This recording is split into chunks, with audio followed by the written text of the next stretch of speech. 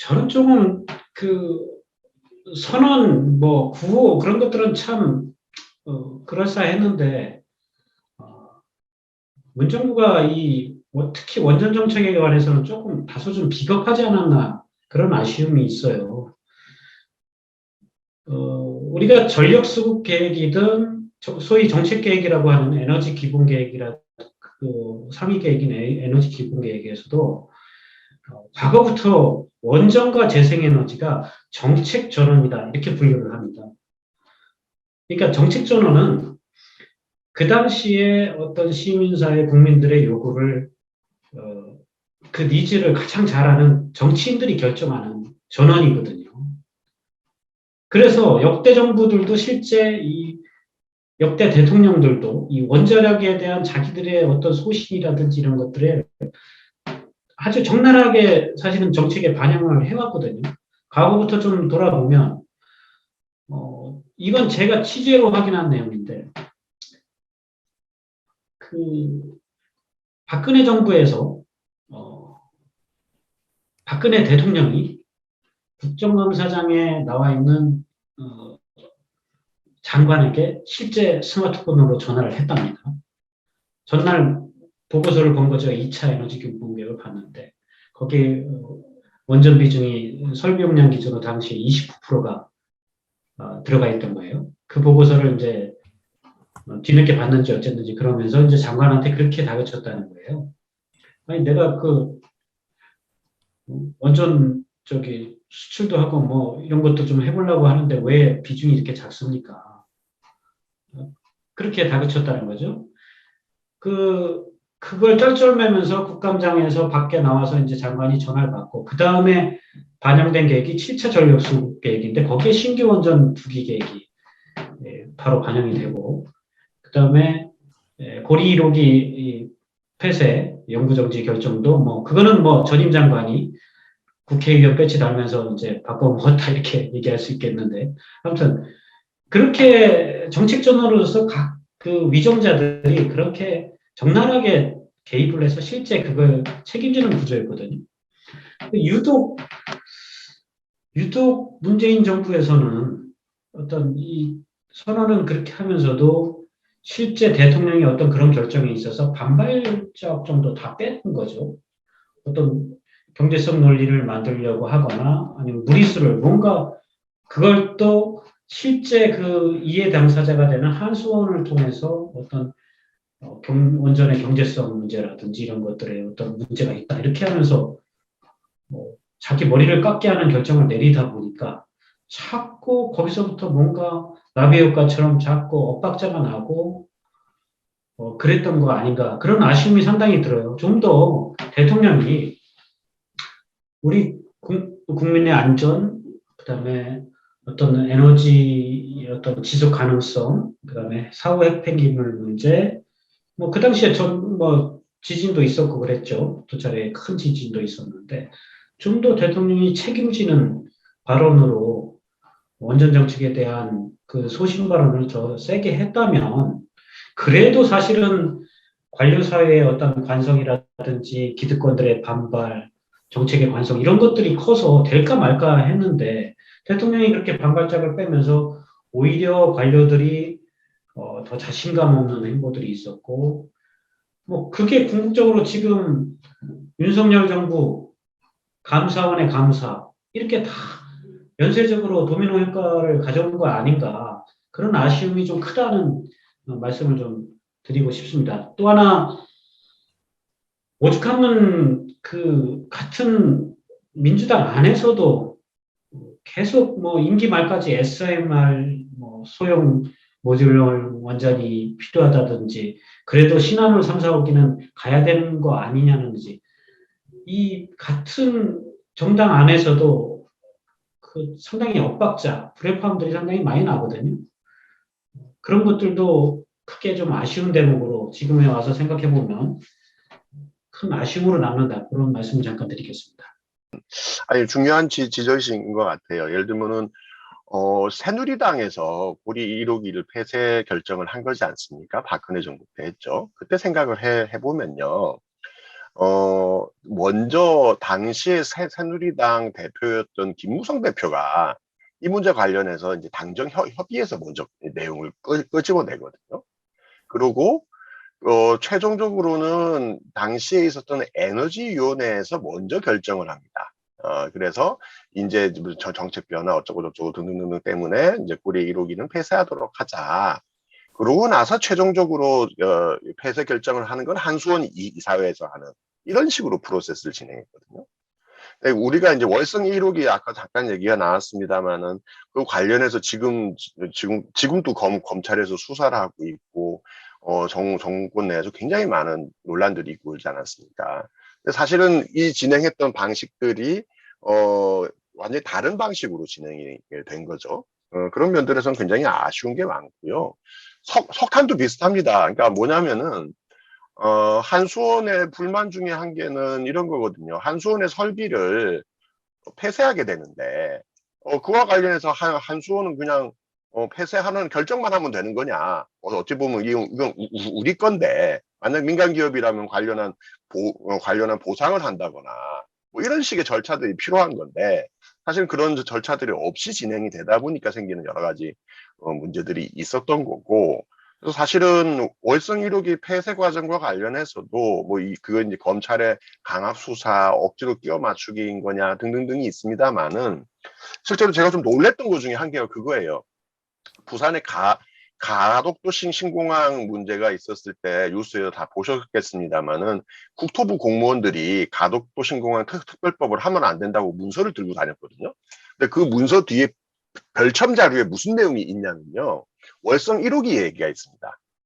공무원의 성실 의무 규정을 절차에 따라서 진행하지 않고 임의로 그것을 했을 경우에 공무원이 그에 대해서 처벌받을 수 있다라고 로펌에 그거를 의뢰까지 해서 그 내용을 들고 다녔어요. 저희는 이걸 보면서는 이게 공직사회 전체의 월성 1호기 문제가 얼마나 큰 충격을 줬는지 사실 한 번 더 볼 수 있었거든요. 그러니까 정권이 바뀌지도 않았는데 정권이 문재인 정부가 그대로 있었는데 장관, 국장이 다 구속이 되는 일이 생겨버린 거잖아요. 당연히 공무원들은 그 이후로 절대 움직이지 않죠. 예. 정부가 바뀌었을 때 그 뒷감당을 자기가 어떻게 합니까? 법률적으로도 뚜렷한 근거도 없고 뭐 이렇게 된다면 할 수가 없다. 사실 그 다음부터 저는 에너지 정책과 관련해서는 사실상 여당이 주도권을 완전히 상실해버렸다. 그래서 아까도 초기에 첫 산업부 장관은 백운구 장관이 장관을 했고 그로 인해 생기는 여러 가지 이제 이제 무슨 패착들 이런 얘기를 잠깐 얘기해 주셨는데 그런 면에서 저는 굉장히 많이 공감해요. 그러니까 이 행정에서 필요한 기본적인 절차와 내용들을 정확하게 장악하지 못한 상태에서 이 일들이 추진되었을 때 공직사회가 어떻게 움직이는지 또 그에 따른 반발들이 어떤 양상으로 드러나는지가 문재인 정부 5년 동안에 정확하게 드러난 거 아니냐 저는 그렇게 봅니다. 그 공직사회에서 이것을 제대로 받아들일 수 있는 정권 차원의 추진력, 통솔력, 통제력 이러한 것이 전반적으로 지난 정권에서 부족하지 않았나 그런 생각이 듭니다. 그게 원전 문제뿐만 아니고 국정 전반에 걸쳐서 그랬던 것 같아요. 다른 분야, 부동산 분야도 마찬가지고, 이게 또 경제 분야도 마찬가지고, 외교 분야하고 즉 코로나 대응 분야를 빼놓고 나면은 거의 대부분에 있어서 이런 현기증이 나는 의사결정 난맥 사항을 보여줬던 게 문재인 정부의 결함이 아니었나 생각이 들고 에너지 부분에 있어서 추진 주체 세력의 결여 때문에 그 관료 세력이 호응을 전혀 할 수 없다. 이 추진 주체 세력의 의지라든가 장악력 이런 것이 제대로 발휘가 되는 그런 정권이었다면은 공무원들이 그렇게 반발을 했을 것이냐 아니면 복지부동을 했을 것이냐 말을 안 들었을 것이냐 그런 부분에 좀 의문이 있었거든요.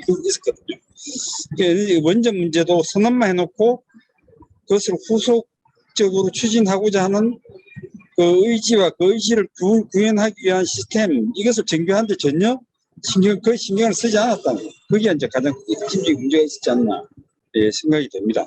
네, 교수님, 제가 조금 아까 그 말머리에서 운을 띄웠던 네, 그 과정과 결과에 대한 얘기를 조금만 첨언해서 이제 말씀하십시오. 드리겠습니다. 그러니까 먼저 전제를 말씀드리면 저는 누구보다도 재생에너지가 빠른 시일 내에 확대돼야 되고 그게 지금 탄소 중립이라든지 우리 목표 달성의 유일한 척경이다 이렇게 생각하는 전제를 먼저 말씀드리고요. 혹시 제가 뭐 그렇다고 이게 재생에너지 늦게 가야 되는 것도 되냐, 뭐 언제 다 챙기고 가야 되냐 이렇게 오해하실 것 같아서 저는 누구보다 빨리 재생에너지가 확대돼야 된다고 생각을 하지만 문정부 5년 내내 제가 화두처럼 고민해 갖고 있었던 문제는 뭐냐면 그러면 뭐로 가도 서울만 가도 되는 문제인가 이 에너지 전환이라는 것이 철학적인 어떤 그런 고민들이 좀 많이 부족했다 문정부가 당연히 뭐 재생에너지 비중 확대 빠르면 빠를수록 좋고 하면 좋죠. 예. 근데 우리가 단순하게 이제 30년까지 재생에너지 비중을 20%만 높이려고 해도 설비 용량으로는 한 50기가와트 이상이 되는 어마어마한 설비 용량의 추가 건설이 필요하고 그 당시 추산했을 때 제가 기억하기로는 한 110조 정도 비용이 드는 문제였습니다. 근데 그 당시에 어떻게 정부가 결정을 했냐면 전체 설비 한 60%를 기존의 발전 공기업들이 공급하는 구조로 이렇게 짰거든요. 이 얘기는 저는 그렇게 받아들였습니다. 이 뭐로 가도 서울만 가도 어떻게 하든 수단방법 안 가리고 재생에너지 비중만 높이면 된다고 혹시 문정부가 생각한 거 아닌가. 에너지 전환의 어떤 함의, 철학적 그 기반들이 전혀 없구나, 이 사람들이. 그렇게 따졌을 때 문정부 5년 이후의 모습은 어떤 것일까? 그런 고민들이 들었던 거죠. 예를 들면 이미 우리나라 전체 전력 공급의 85%를 한전과 한전 100% 자회사들이 지금 담당을 하고 있습니다. 그리고 나머지를 15% 정도를 뭐 민간 대기업들, 주로 대기업들이 공급을 하고 있고 거기에서 재생에너지라는 그 분산 에너지, 그다음에 에너지 민주주의 씨앗 같은 에너지 전원이 들어오면서 이제 한 10만 명의 태양광 발전 사업자들이 개인 발전 사업자들이 이 시장에 거버넌스에 이제 막 유입돼서 들어오는 단계거든요.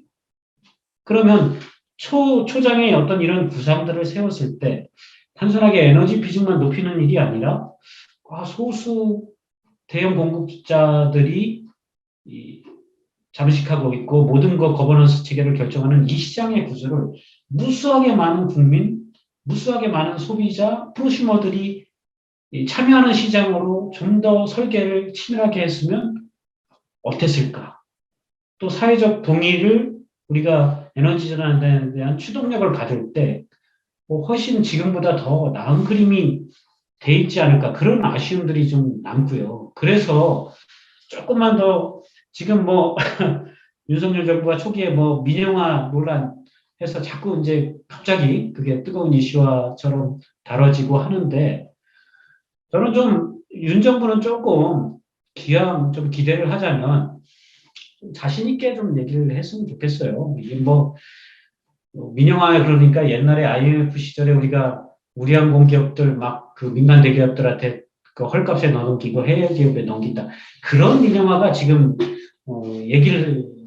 그런 프레임에 말려들어서 거기에 계속 다시 실책을 할 게 아니고 사실은 우리가 재생에너지는 우리가 원전, 석탄, 뭐 LNG처럼 우리가 24시간 계획된 발전을 할 수가 없거든요. 우리가 어떻게 뭐 바람을 원하는 대로 햇빛을 밤에도 뜨게 할 수는 없잖아요. 그러면 그런 재생에너지 특성에 맞춰서 어떤 소비자의 그 소비 수요도 유연해지고 변화돼야 되고 더 많은 공급자들이 생겨야 되거든요. 그렇게 했을 때 지금의 어떤 전력 소수 독점 사업자들이 어떤 에너지 거버넌스를 독점하는 구조에서는 그런 유연한 전력 시장의 생태계가 사실은 만들어질 수가 없습니다. 이 문제는 아마 이현석 그 본부장님께서도 반론을 여러 가지로 하시겠지만, 예. 그래서 소비단의 어떤 그런 변화를 우리가 이끌기 위해서는 좀 더 유연한 시장 체제 그런 것들이 필요하고 그렇기 때문에 어떤 최소한 소매 시장, 판매 시장에서는 좀 더 창의적이고 유연한 더 많은 사업자들이 이 거버넌스 체제에 들어와서 참여하는 것이지 그게 민영화다 아니다 이런 프레임에 우리가 좀 소모적으로 초장에 그런 걱정들이 좀 들어서 그 부분까지 말씀을 드렸습니다. 예. 뭐 짧게 얘기 나왔으니까 말씀드리면은 뭐 저도 큰 틀에서는 비슷하고요. 뭐냐면은 그러니까 한전이 독점해서 전력을 판매하는 시장 자체가 사실은 뭐 어떤 식이든 바뀌어야 된다라고 하는 그것에 대해서는 저도 동의를 합니다. 다만 그러니까 그러기 위해서는 사실은 지금의 공공의 플레이어가 한전으로 1대1로 매칭되는 것은 좀 벗어나야 되겠다. 저는 이제 지자체라든가 다른 공공 부분도 들어와야 될 거라고 생각을 하고요. 그리고 특히 판매 시장과 관련해서는 협동조합이라든가 뭐 이런 그 민간의 판매 시장들도 전 더 늘어나야 된다고 봅니다. 다만 걱정은 이제 대기업인 거죠. 대기업이 여기서 어느 정도 구찌를 가지고 갈 것이냐, 대기업에 대해서 어떤 규제 정책들을 만들 것이냐, 사실 그런 논의들이 없는 상태에서, 그냥 한순간에 쑥 해가지고 이제 막 대기업들 중심의 시장으로 막 바뀌어지는 이것에 대해서 사실은 저는 좀 우려를 하고 있는 거고, 따라서 사실은 전통적으로 이제 한국 사회에서 민영화를 반대하는, 그러니까 한전 중심으로 가야 된다.